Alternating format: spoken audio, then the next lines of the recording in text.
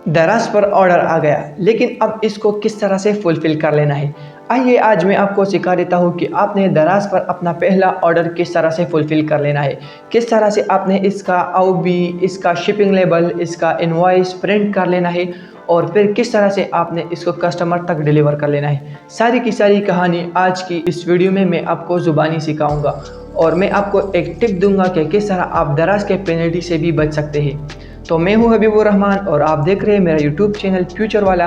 और आज मैं आपको सिखाऊंगा कि दराज का ऑर्डर किस तरह से हैंडल किया जाता है और किस तरह इसको वेबसाइट से प्रोसेस किया जाता है और फिर किस तरह से इसको फुलफ़िल कर लेना है। तो आइए वीडियो को स्टार्ट करते हैं।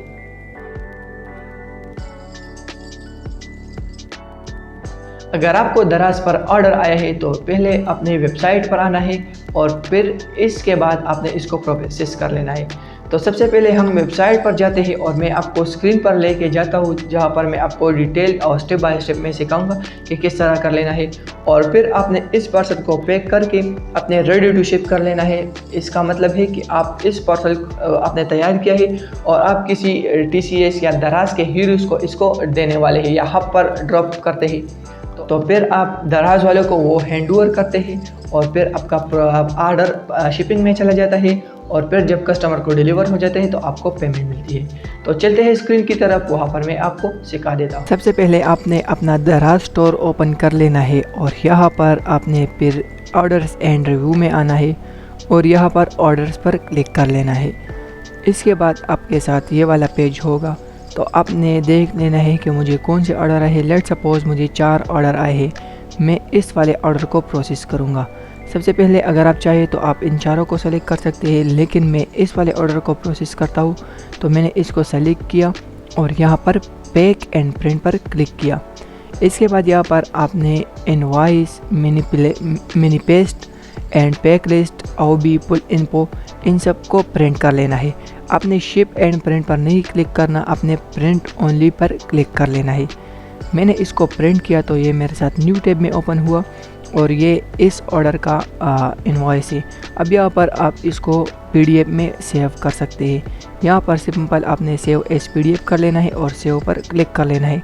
तो आपके साथ आपके ऑर्डर का इनवॉइस, इसके बाद इसका शिपिंग लेबल जो कि आप पार्सल पर लगाओगे और इसके बाद यहाँ पर जो कि ट्रैकिंग नंबर है जिसको आप हब या TCS से साइन करोगे और इसके बाद आपके चेक लिस्ट है कि कितने ऑर्डर आपको आए हैं।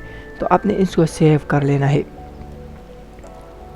अब यहाँ पर आपका ऑर्डर टू अरेंज शिपमेंट में आ गया है। अब यहाँ पर आपने इसको पैक कर लेना है, मतलब अपने ऑर्डर को पैक कर लेना है प्लायर में या कॉटन बॉक्स में और इसके बाद यहाँ पर आपने रेडी टू शिप कर लेना है।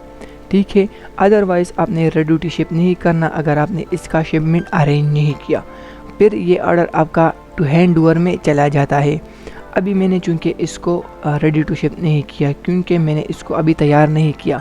जब मैं इसको कोई भी कोरियर या हब पर ड्रॉप करूँगा तब मैं इसको वहाँ पर रेडी टू शिप करूँगा। अगर आप इसको रेडी टू शिप करते हैं तो आपके लिए टिप ये है कि आप पर पेनल्टी लग जाएगी दराज वाले की तरफ से, क्योंकि अगर आपने रेडी टू शिप किया और बाद में इसको कैंसिल किया या कस्टमर ने कैंसिल किया तो आप पर पेनल्टी लग सकती है। इस बात को अपने दिमाग में बिठा दे। ठीक है, इसके बाद ये टू हैंड ओवर में चला जाएगा। जब हब को ये पहुंच जाएगा तो इसके बाद ये शिपिंग में आएगा और इसके बाद जब कस्टमर को डिलीवर होगा तो यहाँ पर आपको ये डिलीवर होना शुरू हो जाएगा।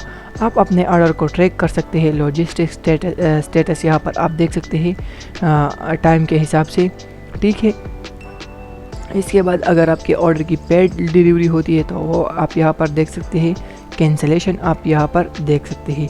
तो ये थी वीडियो जिसमें हमने सीखा कि किस तरह अपने ऑर्डर को प्रोसेस कर लेना है। अब चलिए इसको पैक करते हैं और कस्टमर को डिलीवर करते हैं। पैक करने के लिए आपने कोई भी प्लायर या कॉटन बॉक्स यूज़ कर लेना है और फिर इसको हब तक पहुंचा देना है या TCS या लिपट कोरियर सर्विस वालों को हवाला कर लेना है। तो मिलते हैं एक नई वीडियो में। कोई भी सवाल हो तो बेशक कमेंट कर सकते हैं। मिलते हैं एक नई वीडियो में, तब तक के लिए अल्लाह हाफिज़।